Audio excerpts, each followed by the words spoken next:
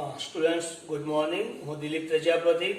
આપણે last time પાઠ 6 continue હતો. આજે આપણે એમાં નવા ટોપિકથી શરૂઆત કરીએ છીએ.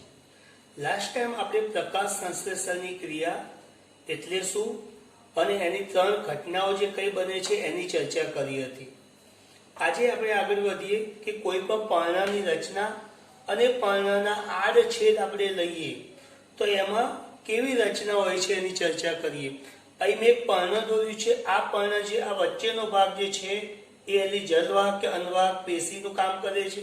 આ એની શિરાઓ જે છે એને બરાબર અહીંયા વચ્ચેના ભાગમાં અહીંયા ક્લોરોફિલ વગેરે આવેલું હોય છે અને વાયુરંધ્રો વગેરે આવેલા હોય છે. બરાબર અને એની ઉપરનો ભાગ અહીંયા જે બરાબર એ મીણ કે એનું પડ બનેલું હોય છે. સામાન્ય પર્ણની રચના છે. હવે એ પર્ણનો અહીંયા કોઈ પણ એક આડછેદ આપણે લઈએ. એ આડછેદ મેં બાજુમાં બતાવ્યો છે.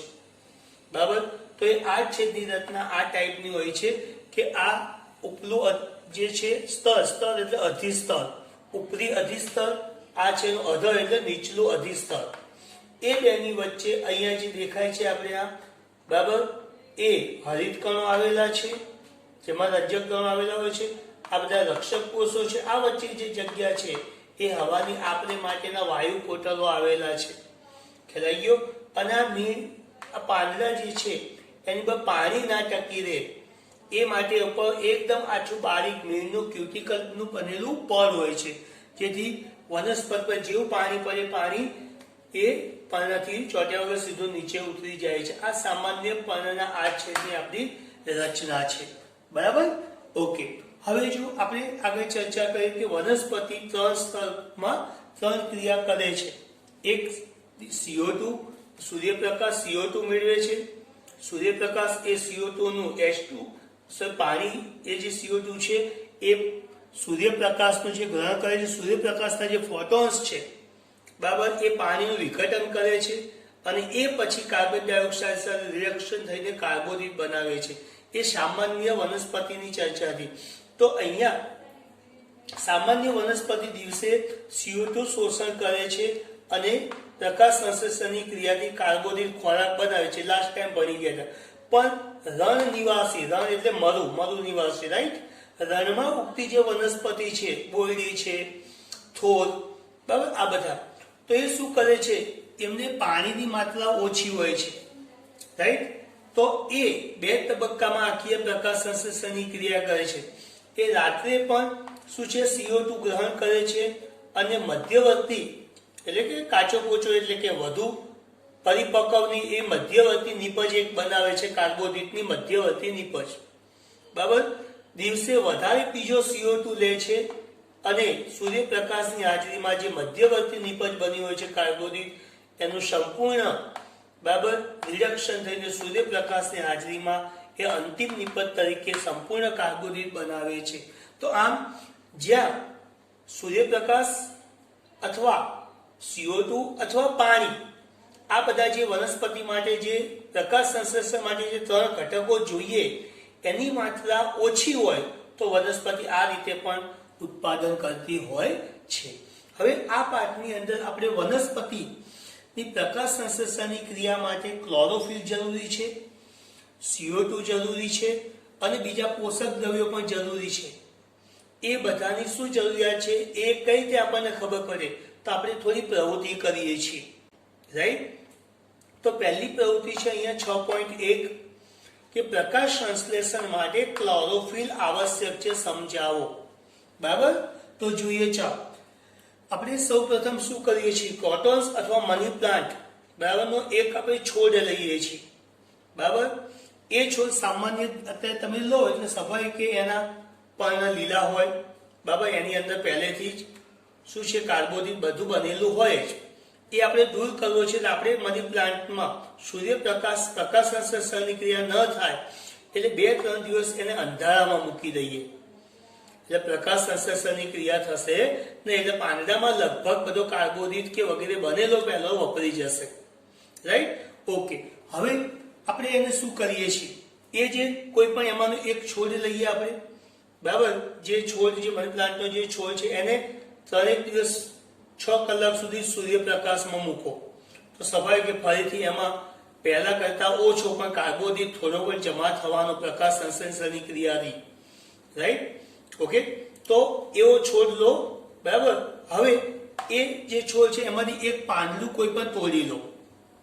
એ પાંદડું જે છે, બરાબર, એને અહીંયા આપણે એક આજે કોઈ કાગળ ઉપર કે આવી રીતે અંકિત કરી લો અને એની અંદર જે લીલો ભાગ જ્યાં જ્યાં છે એ કાગળ ઉપર તમે દર્શાવી દો, રાઈટ?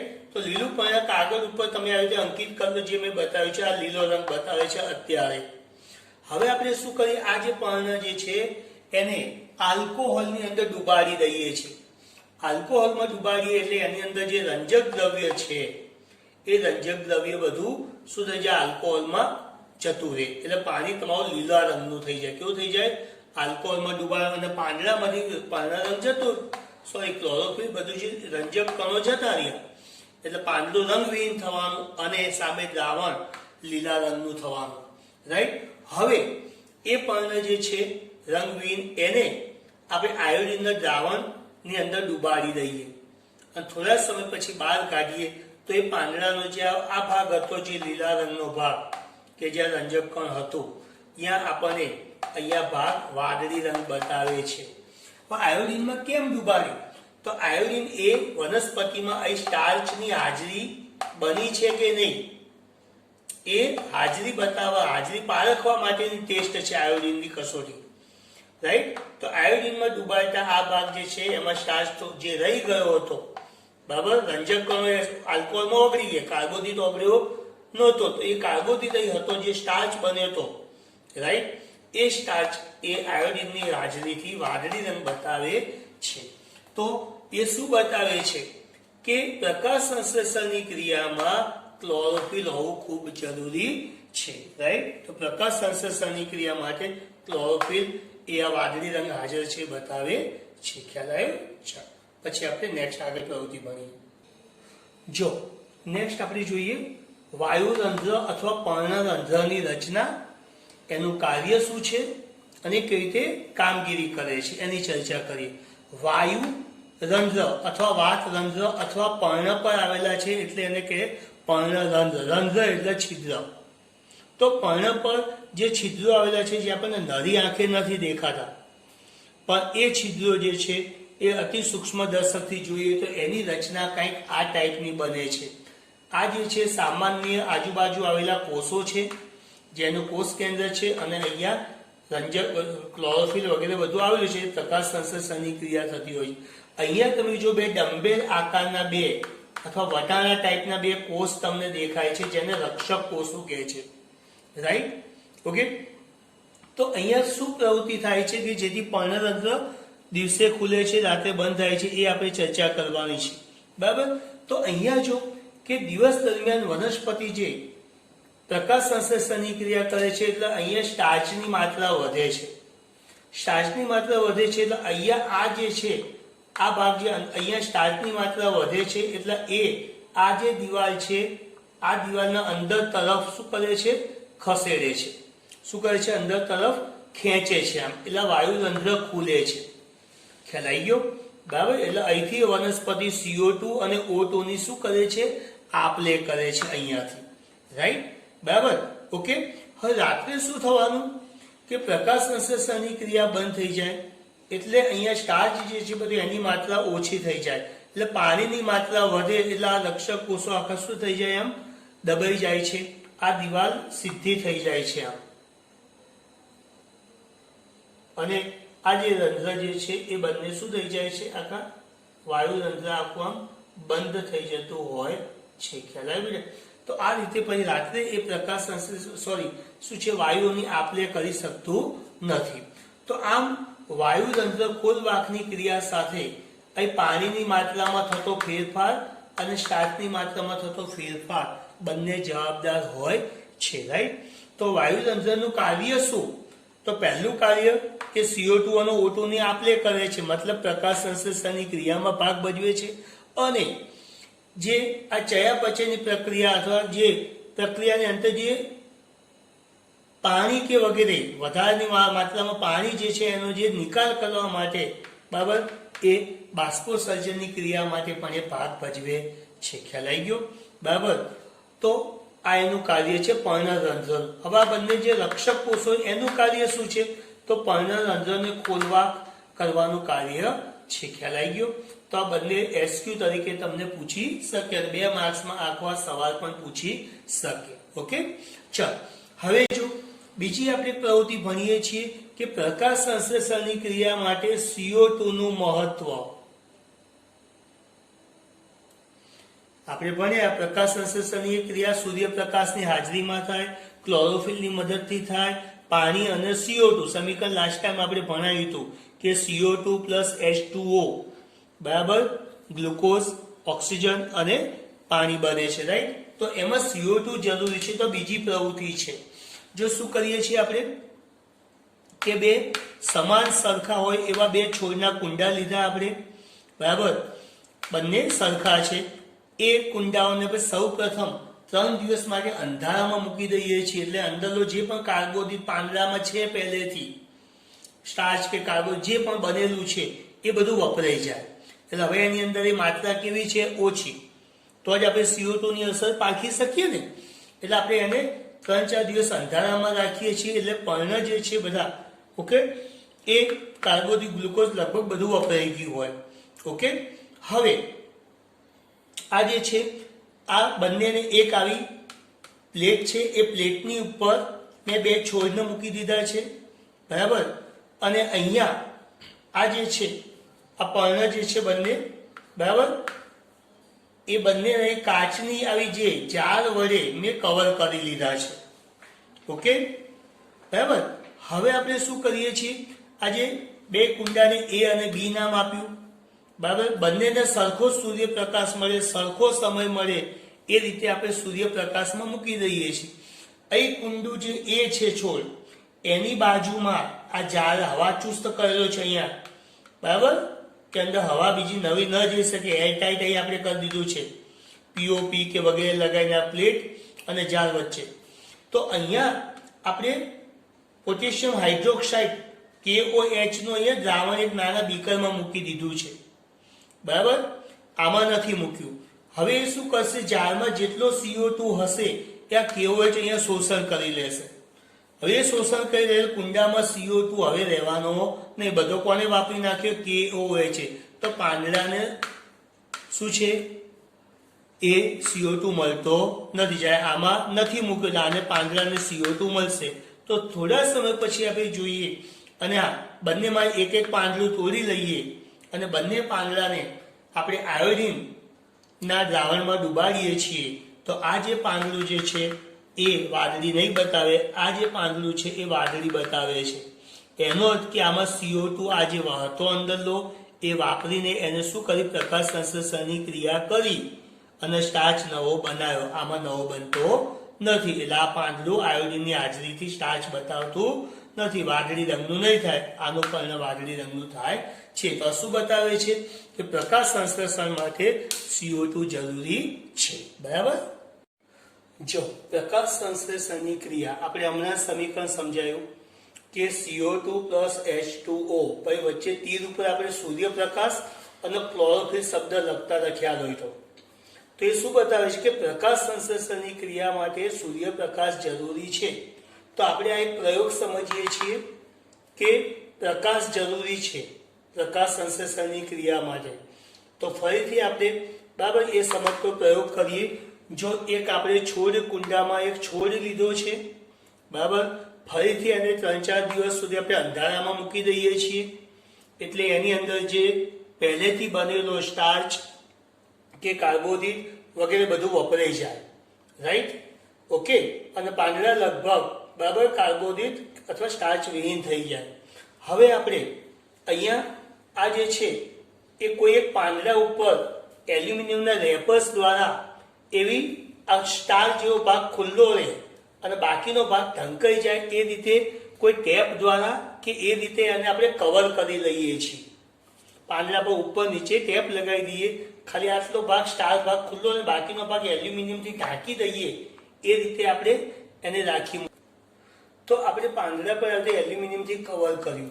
હવે આપણે છોડને ફરીથી બરાબર 3 દિવસ સુધી 3-6 કલાક કેવી રીતે સૂર્યપ્રકાશમાં મૂકી દઈએ અને જેના પર કવર કર્યું તો એ પાંદડાને ચાલો આપણે તોડી લઈએ, બરાબર, અને એને સંપૂર્ણ આલ્કોહોલમાં ડુબાડી દઈએ આપણે, બરાબર. અને આલ્કોહોલમાં ડુબાડી દઈએ એટલે એની અંદર આજુબાજુ જે પણ ક્લોરોફિલ કે રંજક કણો જે છે બધા અંદર પાણીમાં જતા રહે. આલ્કોહોલનું પાણી શું થઈ જવાનું? લીલા રંગનું થઈ જશે અને પર્ણ આખું રંગવિહીન થઈ જશે, રાઈટ. હવે આપણે શું કરીએ છીએ? પર્ણને આયોડિનના દ્રાવણની અંદર ડુબાડી દઈએ, બરાબર. તો જેટલા ભાગમાં આપણે અહીંયા બધે જે છે એ માન લો એલ્યુમિનિયમ કવર કર્યું હતું તો એ ભાગ આપણને સફેદ દેખાશે, પણ જે આટલો ભાગ આપણે ખુલ્લો રાખ્યો હતો ત્યાં પ્રકાશ સંશ્લેષણની ક્રિયા થઈ હશે અને સ્ટાર્ચ પણ બન્યો હશે.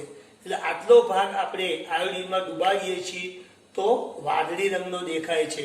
અને તમને ખ્યાલ છે આયોડિન જે છે સ્ટાર્ચની હાજરી બતાવે છે અને વાદળી રંગ થાય છે. મતલબ એ વાદળી રંગ થાય છે એ બતાવે છે કે પ્રકાશ સંશ્લેષણની ક્રિયા અહીંયા થઈ છે, પ્રકાશ મળ્યો માટે. આમ સૂર્યપ્રકાશ એ પ્રકાશ સંશ્લેષણની ક્રિયા માટે જરૂરી છે. ખ્યાલ આવ્યો બેટા? ચલો આપણે 3 પ્રવૃત્તિ સમજ્યા કે પ્રકાશ સંશ્લેષણ માટે CO2 જરૂરી છે, ક્લોરોફિલ જરૂરી છે અને પ્રકાશ જરૂરી છે. હવે આ બધું જરૂરી છે. એ સિવાય આ બધા જે દ્રવ્યો CO2 છે, બરાબર, પાણી છે, તો એ બધા દ્રવ્યો ક્યાંથી વનસ્પતિ મેળવે? તો એ પણ જરૂરી છે. એને કહેવાય વનસ્પતિ કાચી સામગ્રી ક્યાંથી મેળવે છે? તો કાચી સામગ્રી પહેલું એ CO2, રાઈટ. CO2 ક્યાંથી મેળવે છે? પર્ણ પર જે નાના નાના છિદ્રો છે, વાયુરંધ્ર, એ વાયુરંધ્રોની ખોલવાક દ્વારા એ વાતાવરણમાંથી CO2 મેળવે છે, કાચી સામગ્રી 1. 2, પાણી જોઈએ. પાણી એ જમીન દ્વારા, જમીનમાં રહેલા મૂળિયા દ્વારા એ ગ્રહણ કરે છે અને એમાંથી એ પાણી મેળવે છે. 3 જુદા જુદા પોષક દ્રવ્યો, 9માં ભણે આપણે લઘુ પોષક દ્રવ્યો, ગુરુ પોષક દ્રવ્યો. તો એ બધા પોષક દ્રવ્યો એ જમીનમાંથી જે પાણી શોષે છે તો એની સાથે મિનરલ્સ જે ક્ષાર સ્વરૂપે પાણીમાં ઓગળેલા જે આ બધા દ્રવ્યો છે એ મેળવે છે, બરાબર. અને અમુક નાઇટ્રોજન યુક્ત જે સંયોજનો છે, તમને ખ્યાલ છે કે વનસ્પતિ, અમુક વનસ્પતિ જે છે હવામાંથી નાઇટ્રોજન, અમુક જે બેક્ટેરિયાઓ જે છે હવામાંથી નાઇટ્રોજનનું શોષણ કરે છે અને જમીનમાં પ્રસ્થાપિત કરે છે. તો એવા જે નાઇટ્રેટ અને નાઇટ્રાઇટ યુક્ત જે સંયોજનો છે, બરાબર, એ વાતાવરણમાંથી મેળવે છે અને વનસ્પતિ પ્રોટીન યુક્ત, બરાબર, સંયોજનોનું સંશ્લેષણ એની અંદર કરતી હોય છે, રાઈટ.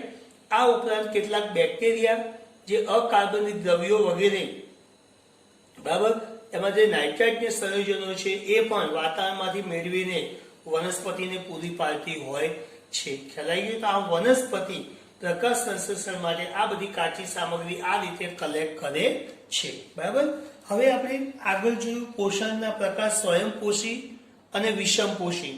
સ્વયંપોષી કોને કહેવાય? જે પોતાનો ખોરાક જાતે બનાવે, જેને કહેવાય લીલી વનસ્પતિ, પણ જેમાં રંજક દ્રવ્યો નથી આવેલા, ક્લોરોફિલ વિહીન. એટલે કોણ? મનુષ્ય અને પ્રાણીઓ અને કીટકો વગેરે, બરાબર.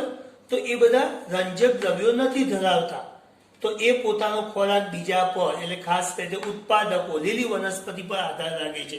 તો એવા સજીવોની પોષણ પદ્ધતિને આપણે વિષમપોષી પોષણ પદ્ધતિ કહીએ છીએ. તો એ બધા સજીવોની રહેણી કરણી, બરાબર, અને ખોરાક ગ્રહણ કરવાની અલગ અલગ રીતો હોય છે. તો એ પછી આપણે એના થોડી ચર્ચા કરીએ. ધારો કે ગાય, ભેંસ, ઘાસ વગેરે, તો એને એક જ શું કે ભાઈ ઘાસ ચારો એ ખોરાક ગ્રહણ તરીકે, તો એના માટે એ ખોરાકનો શું છે? સ્થિર સ્ત્રોત ગણવામાં આવે છે. પણ વાઘ, સિંહ, ચિત્તા જેવા જે જાનવરો છે એ ગાય, ભેંસ, હરણ, જીબ્રા એવા ગમે તે ખોરાકને ગ્રહણ કરી લે છે. તો એના માટે ખોરાક શું છે? સ્થિર નથી, ગતિશીલ છે. ખ્યાલ આવી ગયો? ઓકે. તો ખોરાક ગ્રહણ અલગ અલગની કઈ રીત છે. પછી ખોરાક ગ્રહણ કરીને આધારે અને એનો ઉપયોગ કેવી રીતે કરે છે એના આધારે બીજા આપણે થોડા પ્રકાર બની. કારણ કે ફૂગ એ શરીરની બહાર જે તંતુમય સ્વરૂપે ખોરાક જે છે એને ગ્રહણ કરે છે અને વિઘટન કરીને એનું શરીરની અંદર શોષણ કરે છે અને ચયાપચયની પ્રક્રિયામાં વાપરે છે. જ્યારે અમુક ઉચ્ચ કક્ષા સજીવો એટલે આપણે બધા એ ઘણા પ્રકારના જટિલ ખોરાકો આપણે ગ્રહણ કરીએ છીએ અને શરીરની અંદર પાચન કરીને એ ગ્લુકોઝ અથવા કાર્બોદિત સ્વરૂપે સરળ સ્વરૂપે આપણે મેળવતા હોઈએ છીએ. ખ્યાલ આવી ગયો. આ ઉપરાંત જે ઉત્પાદકોમાં જે પ્રથમ ઉપભોક્તા, દ્વિતીય ઉપભોક્તા, તૃતીય ઉપભોક્તા એ પણ શું છે એમની રીતે અલગ અલગ રીતે ખોરાક મેળવે છે. એ પણ શું છે એક વિષમપોષી પદ્ધતિ કહી શકાય. બરાબર. પછી અમુક સજીવો એવા છે કે કેટલાક સજીવોને મારીને, વનસ્પતિને અથવા મારીને એનું ભક્ષણ કરે છે અથવા પરોપજીવી રહીને પણ ભક્ષણ કરતા હોય છે. તો આમ વિષમપોષી પદ્ધતિમાં આ રીતે સજીવો જુદી જુદી રીતે ખોરાક મેળવતા હોય છે. બરાબર. બાકીનો ટોપિક આપણે આગળ ચર્ચા કરીશું.